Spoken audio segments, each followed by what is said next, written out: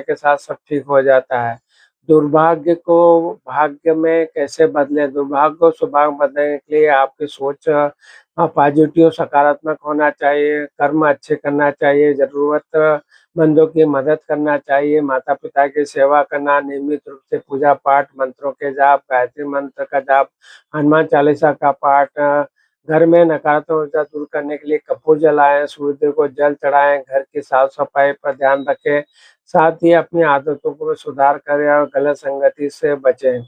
इस तरह से आप अपने भाग्य को बलवान करें। नवें घर में कौन-सा ग्रह जो अच्छा फल देता है? गुरु जो है, नवें स्थान का स्वामी ग्रह माना जाता है। गुरु का इस स्थान में होना उत्तम जो माना जाता है। ऐसे व्यक्ति का भाग्य जो 24वें वर्ष में होता है। इन्हें भाग्य के साथ हमेशा मिलता रहता है, धन-संपत्ति के साथ ही मान-सम्मान मिलता है। तो आज हमने बात की गुरु का नवम भाव होने का क्या अर्थ होता है। भाग्य को कौन-सा ग्रह देता है? भाग्य कौन-सा ग्रह देता है? जैसे अभी हमने बात की ज्योतिष में बृहस्पति जो ग्रह है, गुरु ग्रह है, को भाग्य का ग्रह माना जाता है, जो ज्ञान, विस्तार, आशावाद और प्रचुरता का प्रतिनिधित्व करता है। ये ग्रह जातक को प्रचुर भाग्य और आशीर्वाद देने के लिए जाना जाता है। खासकर जब गुरु कुंडली में अच्छी स्थिति में हो। बृहस्पति के अलावा भाग्य के लिए अन्य ग्रहों की भूमिका भी महत्वपूर्ण होती है। नव जो भाग्य भाव है या जो नवम भाव का स्वामी जो भी बनता है आपकी कुंडली में, तो उस ग्रह से संबंधित जो है उसका प्रभाव भी आपको भाग्य में प्रभावित करता है। जन्म कुंडली में ग्रहों की स्थिति बृहस्पति के अलावा शुक्र ग्रह, सूर्य ग्रह भी आपकी जन्म कुंडली में अच्छी स्थिति होने पर भाग्य का साथ देते हैं।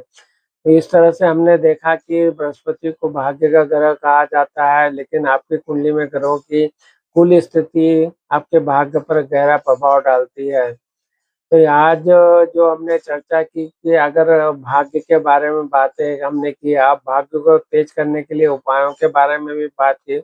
अगर भाग्य को तेज करना हो तो आपको दैनिक रूप से सूर्य को जल चढ़ाकर, पक्षियों को दाना-पानी देकर, गाय की सेवा करके, मंदिर में निस्वार्थ भाव से झाड़ू लगाकर अपने पुण्य जो कर्म है उसको बढ़ा सकते हैं।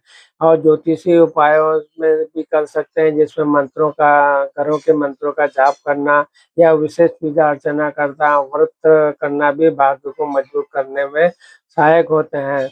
तो जो दैनिक उपाय आप कर सकते हैं उसमें सूर्य को जल अर्पित करें। रोज़ सुबह स्नान करने के बाद तांबे के लोटे से सूर्य को जल चढ़ाएँ, ये आत्मविश्वास बढ़ाता है और समाज में मान-सम्मान देता है।